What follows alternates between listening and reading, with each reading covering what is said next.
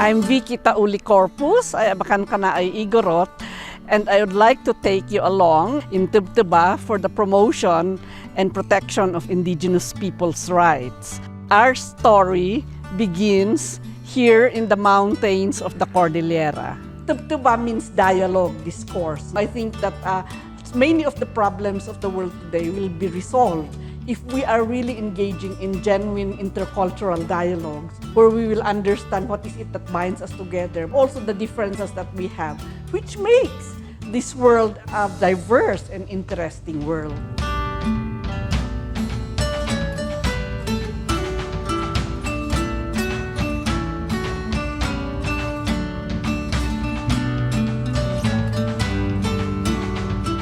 Tebtebba's message and my message to the world is to say that Indigenous peoples are not the enemies of the state.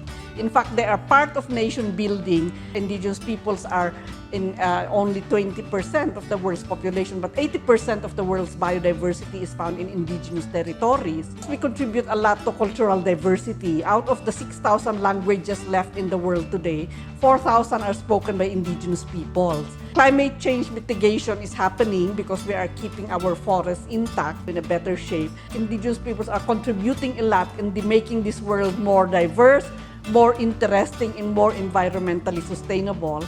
The Tebtebba team we have now working with us are assigned to do work around the issue of human rights and Indigenous people's rights.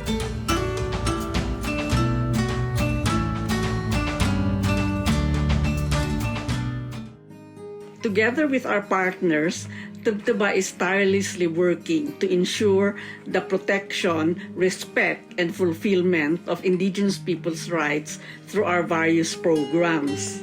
Our programs include 1. The promotion of human rights focusing on Indigenous people's rights. We conduct research, capacity building programs, advocacy and campaigns on the UN Declaration on the Rights of Indigenous Peoples and other international and regional human rights treaties, as well as the implementation and effective participation with other UN bodies, mechanisms, and procedures. We also have programs on the implementation of climate change and biodiversity conventions and decisions at all levels. We conduct research and facilitate programs on traditional knowledge systems, on biodiversity protection, conservation and enhancement, and low-carbon sustainable livelihoods that contribute to Indigenous people's resilience to climate change and just transition to green economies.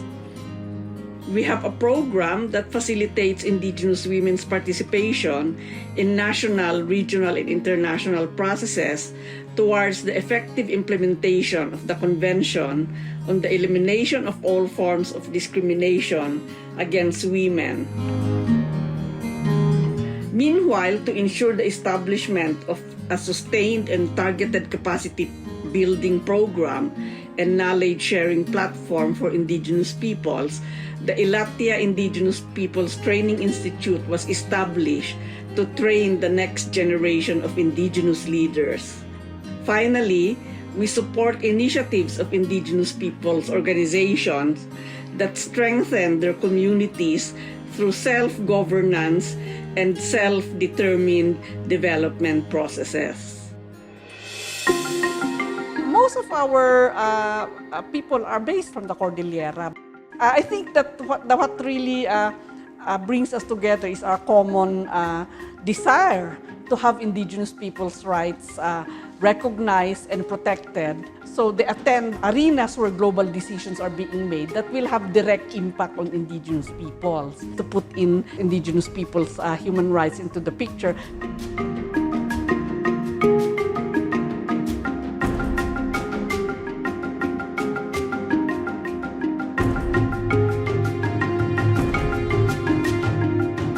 Our main motto is that we should be able to link what's happening globally to the local communities, to empower our Indigenous communities, to bring community issues up to the global level. In performing my roles as the chair of the Permanent Forum, as the United Nations Special Rapporteur on the rights of Indigenous peoples. I had a very fruitful encounter with the President of Finland, Tarja Halonen, whom I was working with in the ILO Commission on Social Impacts of Globalization.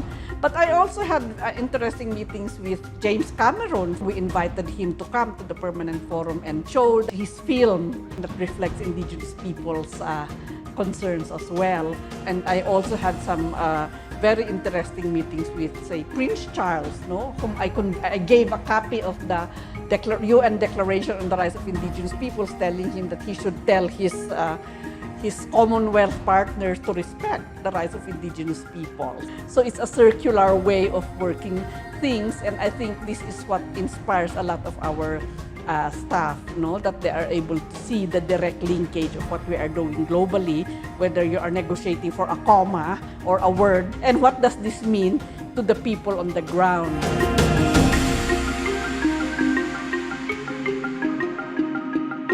When we come together, we have a framework which we call the Indigenous People Self-Determined Sustainable Development Framework, which brings together human rights, environment, culture, gender equality, intergenerational justice. We helped in putting the Indigenous people's rights issue in the negotiations of the Bangsamoro Autonomous Region.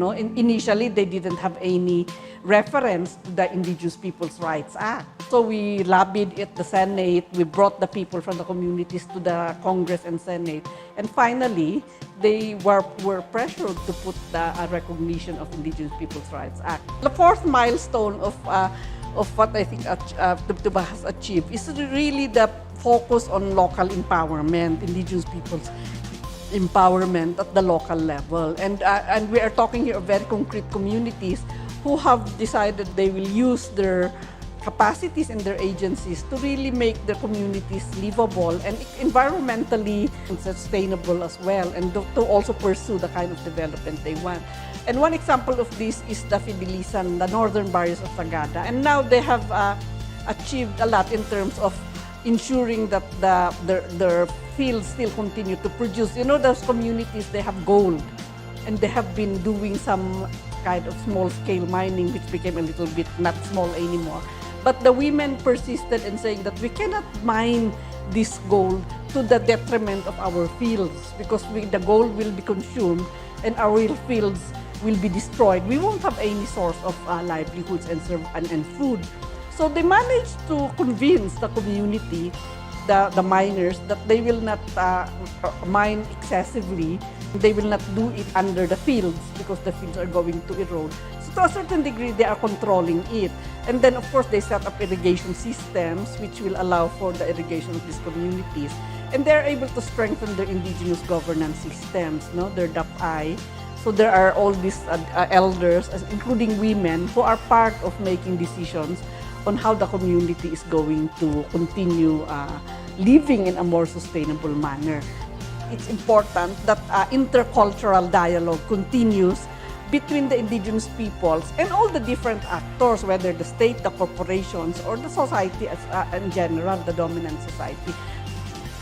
We continue to play this role. We have a partnership of indigenous peoples organizations in the world, in Africa, Asia, and Latin America.